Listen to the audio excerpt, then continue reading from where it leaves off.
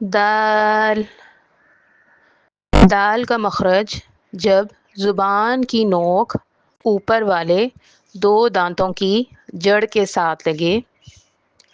دال اور تا کا مخرج ایک جیسا ہے، جس طرح کہ میں نے تا کے مخرج میں آپ کو بتایا تھا کہ زبان کی نوک اوپر والے دو دانتوں کی جڑ کے ساتھ لگے گی، ویسے ہی سیم دال کا مخرج ہے۔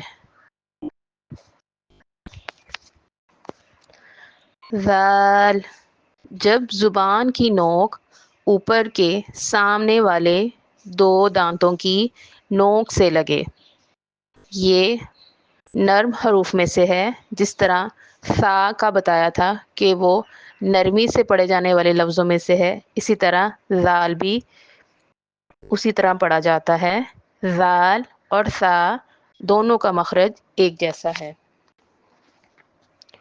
را موٹا پڑھا جاتا ہے اور بعض حالتوں میں باریک بھی پڑھا جاتا ہے۔ اس کا مخرج ہے کہ جب زبان کی نوک کی پشت اوپر والے سامنے کے چار دانتوں کے مسوڑوں سے لگے۔ ابھی میں نے آپ کو بتایا کہ را کا مخرج موٹا پڑھا جاتا ہے اور بعض حالتوں میں باریک۔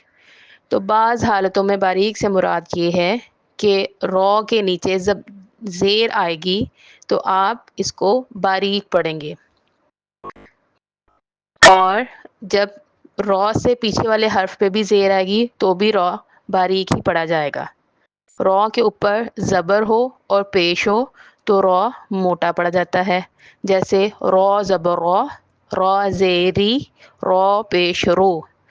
تو آپ نے دیکھا کہ پیش اور زبر کی حالت میں را موٹا پڑھا گیا اور زیر کی حالت میں باریک پڑھا گیا۔ زا یہ سیدھا اور سختی سے پڑھا جاتا ہے۔ اس کا مخرج زبان کی نوک جب نیچے والے دو دانتوں کے کنارے سے ٹکرانے کے ساتھ ساتھ اوپر والے دو دانتوں سے بھی لگے تو زا ادا ہوتا ہے۔ یہ سختی سے پڑھا جائے گا۔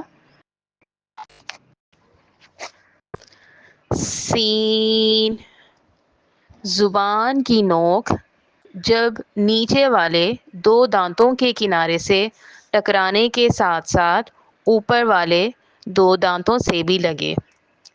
یہ سیدھا پڑھا جاتا ہے، باریک پڑھا جاتا ہے اور سختی سے پڑھا جاتا ہے، اور سیٹی کی آواز کے ساتھ پڑھا جاتا ہے۔